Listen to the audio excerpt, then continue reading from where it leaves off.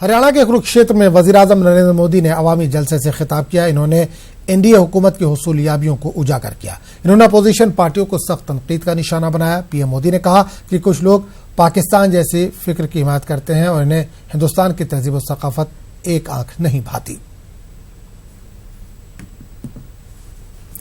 भारत की संस्कृति की बात आती है तो न जाने क्यों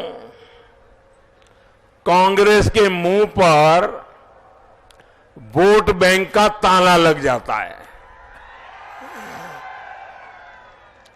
ध्यान रखिएगा, इनकी मानसिकता क्या है। रामायण और महाभारत को दिन रात गाली देने वालों के समर्थक आज भी ये महामिलावटियों के बीच में है।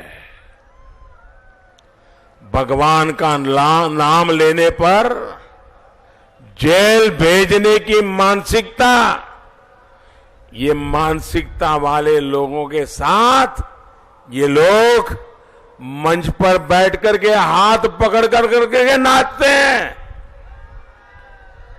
साथियों, इन लोगों को पाकिस्तान की हरकतें पसंद है, लेकिन देश के गौरव को स्थापित करने वालों को ये दिन रात गालियां देते हैं।